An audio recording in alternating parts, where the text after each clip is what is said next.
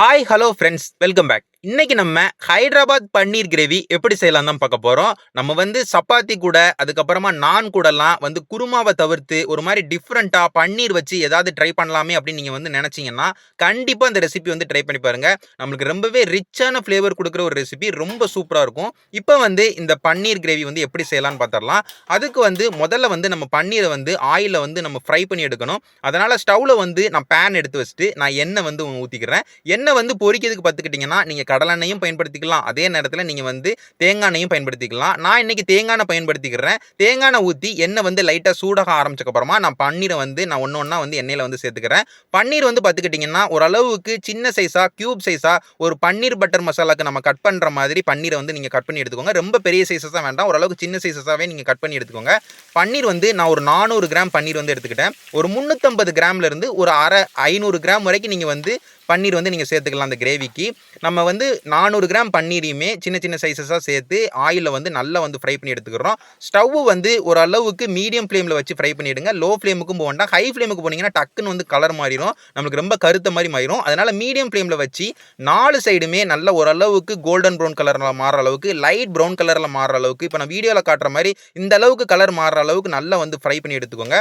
அதுக்கப்புறமா இன்னொன்று என்னென்னா, நீங்கள் பன்னீரை நீங்கள் ஃப்ரிட்ஜில் இருந்து எடுக்கிறீங்க, எடுத்து உடனே அந்த கூலாக இருக்கும் போதே நீங்கள் அதை ஃப்ரை பண்ணாதீங்க. அதை முக்கியமாக பார்த்துக்கோங்க. ஏன்னா நல்லா சில்லுன்னு இருக்கும் போது நீங்கள் சூடாக இருக்கிற எண்ணெயில் போட்டிங்கன்னா அது கிராக்கர்ஸ், அதாவது வெடி வெடிக்கிற மாதிரி வெடிக்கும். அது நீங்கள் முக்கியமாக பார்த்துக்கோங்க. செய்கிறவங்களுக்கு தெரியும். நீங்கள் ஃபஸ்ட்டு டைம்லாம் ஃப்ரை பண்ணுறேன் ரொம்ப கூலான கண்டிஷனில் வச்சு நீங்கள் பன்னீரை ஃப்ரை பண்ணுறீங்கன்னா அது வெடிக்கிறதுக்கு கூட வாய்ப்பு இருக்குது. அதனால் ஓரளவுக்கு வெளியே வச்சு ஒரு 5 நிமிஷம் கழித்து இந்த மாதிரி நல்லா ஃப்ரை பண்ணி எடுத்துக்கோங்க. ஃப்ரை பண்ணி முடிச்சக்கப்புறமாவும் நம்மளுக்கு பேனில் அந்த தேங்காய் எண்ணெய் கொஞ்சோண்டு இருக்கும். அந்த எண்ணெய் அப்படியே இருக்கட்டும். நம்ம அடுத்து இந்த பன்னீர் கிரேவிக்கு ஒரு பேஸ்ட் சூப்பராக நம்ம அரைக்க போகிறோம். அந்த பேஸ்ட்டுக்கு இந்த எண்ணெய் தேவைப்படும். அதனால் அப்படியே நம்ம இந்த பேனை எடுத்து வச்சுட்டு அந்த எண்ணெய் எல்லாத்தையுமே ஒரு பவுலுக்கு மாற்றி வச்சுக்கோங்க. இப்போ அந்த பேஸ்ட் அரைக்கிறதுக்கு நான் ஸ்டவ்வில் இன்னொரு ஒரு கடாய் எடுத்து வச்சுட்டு நான் அந்த மீதி இருக்கிற எண்ணெய் எல்லாத்தையுமே சேர்த்துக்கிட்டேன். எண்ணெய் லைட்டாக சூடாக ஆரம்பிச்சக்கப்புறமா நம்ம பெரிய வெங்காயம் சேர்த்துக்கிறோம். பெரிய வெங்காயம் 2 பெரிய வெங்காயம் சேர்த்துருக்கோம். நான் எடுத்துருக்க வெங்காயம் கொஞ்சம் ரொம்ப பெரிய சைஸாக இருந்தனால நான் 2 பெரிய வெங்காயம் சேர்த்துக்கிட்டேன். உங்கள்கிட்ட மீடியம் சைஸாக ஓரளவுக்கு சின்ன சைஸ் வெங்காயம் இருந்ததுன்னா நீங்கள் ஒரு 3 பெரிய வெங்காயம் சேர்த்துக்கிட்டா கரெக்டாக இருக்கும் இந்த கிரேவிக்கு. நம்ம வெங்காயத்தோடையே இஞ்சி சேர்த்துக்கிட்டோம். இஞ்சி 2 இன்ச்சு சைஸ் இருக்க இஞ்சி. இந்த ரெசிபிக்கு பூண்டு கிடையாது, அதனால் பூண்டு சேர்க்க தேவையில்லை. நம்ம இஞ்சையும் வெங்காயத்தையும் நல்லா வதக்கி விடணும். ஸ்டவ்வை ஹை ஃப்ளேமில் வச்சு ஒரு 4 நிமிஷத்துக்கு நல்லா வதக்கி விட்டிங்கன்னா நம்மளுக்கு வெங்காயம் நல்லா பொன்னிறத்துக்கு மாறிடும். அதே நேரத்தில் இஞ்சி பச்சை வாசனையும் போயிடும். வெங்காயம் நல்லா பொன்னிறம் மாற அளவுக்கு நல்லா வதக்கி விடணும். நல்லா ஹை ஃப்ளேமில் வச்சு ஒரு 4 நிமிஷம் நீங்கள் வதக்கி விட்டாலே போதும், நம்மளுக்கு வெங்காயம் நல்லா பொன்னிறத்துக்கு மாறிடும். இப்போ அந்த வெங்காயத்தை அப்படியே ரூம் டெம்பரேச்சரில் ஒரு 2 நிமிஷத்துலேருந்து ஒரு 3 நிமிஷத்துக்கு அப்படியே கூல் பண்ண வச்சுருங்க. வெங்காயம் எல்லாம் நல்லா கூலானக்கப்புறமா நம்ம அதை அதாவது ஆறுனக்கப்புறமா நம்ம அதை அப்படியே ஒரு மிக்சர் ஜாருக்கு மாற்றிக்கிறோம். வெங்காயம் ஆறுனக்கப்புறமாவே சேர்த்து அரைங்க, சூட்டோடு அரைக்காதீங்க. நீங்கள் சூட்டோடு அரைச்சா டேஸ்ட்டு மாறும், ஆறி அரைச்சிங்கன்னா டேஸ்ட் மாறும். அது முக்கியமாக பார்த்துக்கோங்க. வெங்காயம் ஆறுனக்கப்புறமா சேர்த்தக்கப்புறமா ஹைதராபாத் ரெசிபினாலே தெரியும். ரொம்ப முக்கியமாக கண்ணை மூட்டு சொல்லிடலாம். ஹைதராபாத் ரெசிபினா நம்ம பச்சை மிளகா சேர்ப்போம், தயிர் சேர்ப்போம், அதுக்கப்புறமா புதினா இலை சேர்ப்போம், அதுக்கப்புறமா கொத்தமல்லி இலை சேர்ப்போம். அப்படி எல்லாமே இருக்கும். கண்டிப்பாக ஹைதராபாத் ரெசிபினா அதெல்லாம் இருக்கும். நம்ம அப்படி இருக்கும் போது நம்ம புதினா இலை 1 கப்பு சேர்த்துக்கோங்க. அது கூடவே மல்லி இலையும் 1 கப்பு சேர்த்துக்கோங்க. ரெண்டுமே ஈக்குவல் அமௌண்ட்டாக சேர்த்துக்கோங்க. ரெண்டுமே சேர்த்தக்கப்புறமா காரத்துக்கு பச்சை மிளகா தான். பச்சை மிளகா 7 பச்சை மிளகா சேர்த்துக்கிட்டேன். நல்ல குண்டு மிளகா சேர்த்துருக்கேன். நீங்கள் ரொம்ப ஒல்லியாக இருக்கிற மிளகானா 7 மிளகா சேர்க்குற இடத்துல கூட ஒரு 2லேருந்து ஒரு 3 மிளகா சேர்க்குற மாதிரி இருக்கும். 7 பச்சை மிளகா சேர்த்து ஒரு அரை கப்பு மட்டும் தண்ணி சேர்த்து நல்லா அரைச்சி எடுத்துக்கோங்க. ஒரு 2 டைம் 3 டைம் நல்லா இந்த அரை கப்பு தண்ணியிலே அரைச்சிடுங்க. நல்ல பேஸ்ட் மாதிரி அரைக்கணும். அதனால் நல்லா அரைச்சி எடுத்துக்கோங்க. ஓரளவுக்கு இந்த அளவுக்கு லைட்டாக கட்டியாக இருக்கணும், ரொம்ப ஃப்ளோட்டிங்காக இல்லாமல் ஓரளவுக்கு லைட்டாக கட்டியாக இருக்கிற மாதிரி இந்த பேஸ்ட்டை அரைச்சி எடுத்துட்டு திரும்ப நம்ம தயிர் சேர்த்துக்கிறோம். தயிர் ஒரு 100 கிராம் புளிக்காத தயிராக பார்த்து சேர்த்துக்கோங்க. தயிர் உங்க எல்லாருக்குமே தெரியும். அது கொத்தமல்லி இலை கூட சேரும் போதும் புதினா இலை கூட சேரும் போதும் நல்ல ஒரு வாசனையும், அதே நேரத்தில் நம்ம என்ன செஞ்சாலும் அந்த ரெசிபிக்கு நல்ல ஒரு ஃப்ளேவர், நல்ல ஒரு டேஸ்ட் இது 3 சேர்ந்துருச்சுன்னா கொடுக்கும். அதனால் தயிர் புளிக்காத தயிராக ஒரு 100 கிராம் தயிர் சேர்த்து அதையும் திரும்ப நல்லா சேர்த்து அரைச்சி எடுத்துக்கோங்க. இப்போ நீங்கள் பேஸ்ட்டோட கன்சிஸ்டன்சியை பார்த்தீங்கன்னா ஓரளவுக்கு ஃப்ளோட்டிங் கன்சிஸ்டன்சியில் இருக்கும். அதனால அதனால முதல்ல வந்து ரொம்ப தண்ணி சேர்க்காம ஒரு 1/2 கப்பு மட்டும் தண்ணி சேர்த்து அரைச்சிட்டு திரும்ப தயிர் வந்து நம்ம சேர்த்து திரும்ப நல்லா வந்து அரைச்சு எடுத்துக்கிட்டோம். இப்போ நல்ல வாசனையோட நல்ல ஃப்ளேவரோட நம்மளுக்கு இந்த பேஸ்ட் வந்து ரெடி ஆயிருச்சு. ஹைதராபாத் அதாவது இந்த பேஸ்ட்டை தான் நம்ம கிரேவியாவே மாற்ற போறோம்னு கூட நம்ம சொல்லலாம். அதனால இந்த பேஸ்ட்டை அப்படியே வந்து ஒரு பவுலுக்கு வந்து மாற்றி வச்சுக்கோங்க. மாற்றி வச்சுட்டு மீதி எக்ஸ்ட்ராவாக இந்த பேஸ்ட் வந்து மிக்சர் ஜாரில் இருந்துன்னா தண்ணி ஊற்றி நீங்கள் அப்படியே வச்சுக்கோங்க. நம்ம அதை எக்ஸ்ட்ராவாக வந்து சேர்த்துக்கலாம். எதுவுமே வேஸ்ட் பண்ணிடாதீங்க. இப்போ வந்து நம்ம கிரேவி வந்து செய்ய ஆரம்பிச்சிடலாம். பன்னீரை வந்து நம்ம வந்து ஃப்ரை பண்ணி எடுத்தாச்சு. நம்ம பேஸ்ட் வந்து அரைச்சு எடுத்தாச்சு. இப்போ பன்னீர் கிரேவி வந்து செய்ய ஆரம்பிச்சிடலாம். ஹைதராபாத் பன்னீர் கிரேவி. அதுக்கு வந்து ஸ்டவ்வில் வந்து கடாய் எடுத்து வச்சுட்டு எண்ணெய் வந்து தேங்காய் எண்ணெய் வந்து பயன்படுத்திக்கிறேன். தேங்காய் எண்ணெய் வந்து ஒரு 8 டேபிள் ஸ்பூன் எண்ணெய் வந்து சேர்த்துக்கோங்க. எண்ணெய் வந்து லைட்டாக சூடாக ஆரம்பிச்சக்கப்புறமா சீரகம் வந்து 1 டீஸ்பூன், அதுக்கப்புறமா கருப்பு ஏலக்காய் வந்து 1 ஏலக்காய் வந்து சேர்த்துக்கோங்க. அதுக்கப்புறமா பச்சை ஏலக்காய் வந்து ஒரு 3 ஏலக்காய் வந்து சேர்த்துக்கோங்க. காஞ்ச மிளகாய் வந்து ஒரு 4 காஞ்ச மிளகாய் வந்து சேர்த்துக்கோங்க. அது கூடவே வந்து பட்டை வந்து 2 இன்ச்சு சைஸ் இருக்கிற பட்டை வந்து சேர்த்துக்கோங்க. கிராம்பு வந்து ஒரு 4 கிராம்பு வந்து சேர்த்துக்கோங்க. இது எல்லாத்தையுமே சேர்த்து ஸ்டவ்வை வந்து ஹை ஃப்ளேமில் வச்சு நல்ல வாசனை வர அளவுக்கு நல்லா வந்து ஒரு 30 செகண்ட்லேருந்து 40 செகண்டுக்கு வதக்கி விட்டுக்கோங்க. வதக்கி முடிச்சக்கப்புறமா ஸ்டவ்வை வந்து அப்படியே லோ ஃப்ளேமுக்கு மாற்றிடுங்க. மாற்றிட்டு நம்ம அரைச்சி வச்ச அந்த பேஸ்ட் வந்து சேர்த்துக்கலாம். பேஸ்ட் சேர்க்கும் போது பேஸ்ட் வந்து ஓரளவுக்கு கட்டியாக இருக்குது. அதே நேரத்தில் பேஸ்ட்டில் வந்து கொஞ்சம் தண்ணி இருக்கிறனால அது எண்ணெயோடு சேரும் போது தெறிக்கிறதுக்கு வந்து நிறைய வாய்ப்பு இருக்குது. கையில் தெறிக்கிறதுக்கு நிறைய வாய்ப்பு இருக்குது. அதனால் ஸ்டவ்வை வந்து லோ ஃப்ளேமில் வச்சுட்டு மெதுவாக வந்து பேஸ்ட்டை வந்து சேர்த்துக்கோங்க. பேஸ்ட்டை சேர்த்து நம்ம இந்த ஸ்பைசஸோட நல்லா வந்து வதக்கி விடுங்க. அதே நேரத்தில் எண்ணெயோடையும் நல்லா வந்து கிண்டி விடுங்க. ஸ்டவ்வை வந்து லோ ஃப்ளேம்லேயே வச்சு கிண்டி விடுங்க. இல்லைனா அடி பிடிச்சிரும். நம்ம எந்த அளவுக்கு வதக்கணும்னா ஒரு 2 நிமிஷத்துலேருந்து ஒரு 3 நிமிஷத்துக்கு ஸ்டவ்வை வந்து லோ ஃப்ளேம் வச்சு நல்லா வந்து வதக்கி விடணும். நம்ம சேர்த்துருக்க எண்ணெய் எல்லாமே வந்து நம்ம வதக்க அந்த பேஸ்ட் வந்து ஃபுல்லாக குடிச்சு எண்ணெய் சேர்த்ததே இல்லைங்கிற அளவுக்கு நம்மளுக்கு வந்து இந்த பேஸ்ட் வந்து மாறிடும். இப்போ நீங்கள் வீடியோ பார்த்தாலே தெரியும் எண்ணெய் எல்லாத்தையுமே பேஸ்ட் வந்து குடிச்சிருச்சு.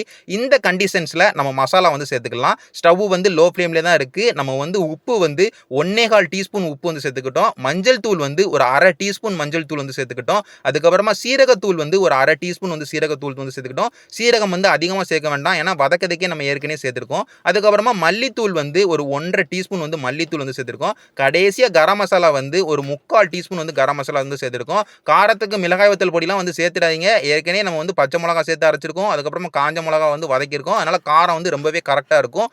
இந்த நம்ம ஸ்பைசஸ் எல்லாமே, அதாவது மசாலா எல்லாமே சேர்த்தக்கப்புறமா நல்லா வந்து இந்த பேஸ்ட்டோட கிண்டி விட்டுக்கோங்க. ஸ்டவ்வை லோ ஃப்ளேமில் வச்சு நல்லா வந்து ஒரு நிமிஷத்துக்கு நல்லா எல்லா சைடும் ஈவனாக ஸ்ப்ரெட் ஆகிற மாதிரி கிண்டி விட்டக்கப்புறமா ஸ்டவ் லோ ஃப்ளேம்லேயே இருக்கட்டும். மூடி போட்டு ஒரு நிமிஷத்துலேருந்து ஒரு 2 நிமிஷத்துக்கு லோ ஃப்ளேமில் வச்சு கொதிக்க விடுங்க. ஹை ஃப்ளேமுக்கோ மீடியம் ஃப்ளேமுக்கோ போக வேண்டாம், அடி பிடிச்சிரும்.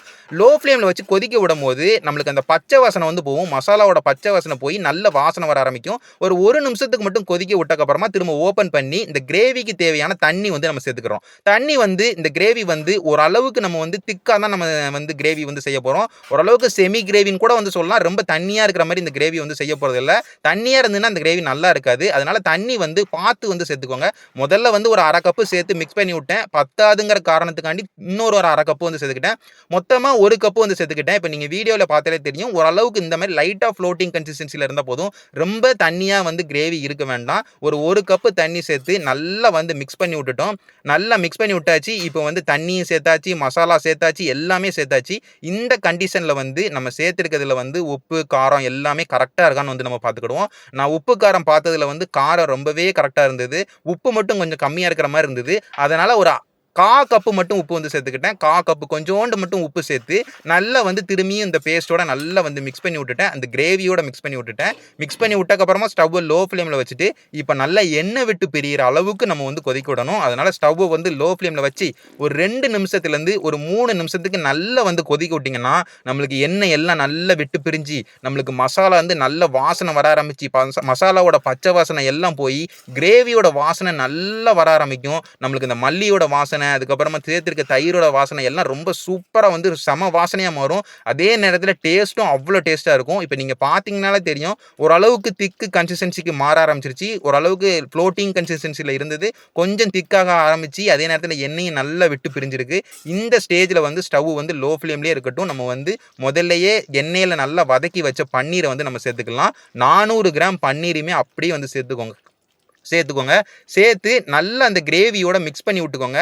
நல்லா எல்லா சைடும் நல்லா முங்குற மாதிரி நல்லா ஈவனா நல்லா எல்லா சைடும் ஸ்ப்ரெட் ஆகுற மாரி நல்லா வந்து பன்னீரை வந்து இந்த கிரேவியோட நல்லா மிக்ஸ் பண்ணி விட்டக்கப்புறமா ஸ்டவ் வந்து லோ ஃப்ளேம்லேயே இருக்கட்டும். இனி ஃபுல்லாவே லோ ஃப்ளேம்ல தான் செய்யணும். ஏன்னா நம்ம ஓரளவுக்கு கட்டியா செய்றனால மீடியம் ஃப்ளேமுக்கு போயிட்டீங்கன்னா அடி வந்து புடிச்சிரும். நம்ம வந்து லோ ஃப்ளேம்லேயே வச்சு நல்லா மிக்ஸ் பண்ணி விட்டுட்டோம். மிக்ஸ் பண்ணி விட்டக்கப்புறமா ஃப்ரெஷ் கிரீம் வந்து நம்ம சேர்த்துக்கிறோம். ஃப்ரெஷ் கிரீம் வந்து இந்த கிரேவிக்கு ரொம்ப ரொம்ப முக்கியம். ஏன்னா ஃப்ரெஷ் கிரீம் வந்து நல்ல ஒரு க்ரீமி ஃப்ளேவரும், நல்ல ஒரு க்ரீமி டெக்ஸ்சரும், அதாவது திக்காக்குறதுக்கும், நல்ல ஒரு பைண்டிங்கும் நம்மளுக்கு வந்து இந்த கிரேவிக்கு வந்து தரும். அதனால கண்டிப்பா ஃப்ரெஷ் கிரீம் வந்து சேர்த்துக்கோங்க. தயிர், ஃப்ரெஷ் கிரீம் 2மே ரொம்ப வேற லெவல்ல வாசனையும், ரொம்ப வேற லெவல்ல டேஸ்ட்டும் இந்த கிரேவி வந்து மாத்தும்.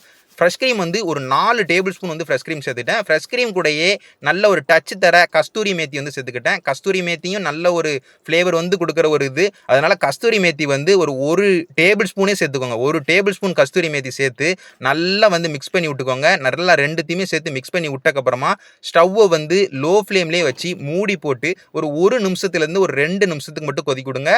ஃப்ரெஷ் கிரீம் சேர்த்ததுக்கப்புறமா ரொம்ப கொதிக்க வேண்டாம்.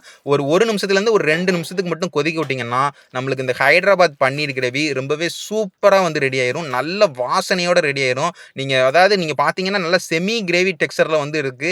சப்பாத்தி கூடலாம் வச்சு சாப்பிடும்போது அவ்வளவு டேஸ்ட்டா இருக்கும். பன்னீர வந்து நீங்க இந்த மாரி ஹைதராபாத் ஸ்டைல்ல நீங்க செஞ்சு பார்த்தீங்கன்னா, அது வந்து நல்ல ஒரு யூனிக்கான டேஸ்ட்டா இருக்கும். நல்ல கிரீமி, நல்ல டேஸ்டி ஃப்ளேவரா இருக்கும். ஹைதராபாத்துங்கும்போதே உங்களுக்கு இந்த காரம் இருக்கும் அப்படின்னு நீங்க நெனைப்பீங்க. நம்ம தயிர்லாம் சேர்த்துருக்கனால அந்த காரத்த பேலன்ஸ் பண்ணி செம டேஸ்ட்டா வந்து கண்டிப்பா இருக்கும். ஒரு டைம் நீங்க செஞ்சு பார்த்து நீங்க சாப்பிட்டு பாருங்க. அவ்வளோ சூப்பரா இருக்கும். திரும்ப திரும்ப வந்து செய்வீங்க. வீட்ல உள்ள எல்லாருக்குமே இந்த ஹைதராபாத் பன்னீர் கிரேவி வந்து செஞ்சு குடுங்க. எல்லாருமே ரொம்ப விரும்பி சாப்பிடுவாங்க. திரும்ப திரும்ப கேட்பாங்க.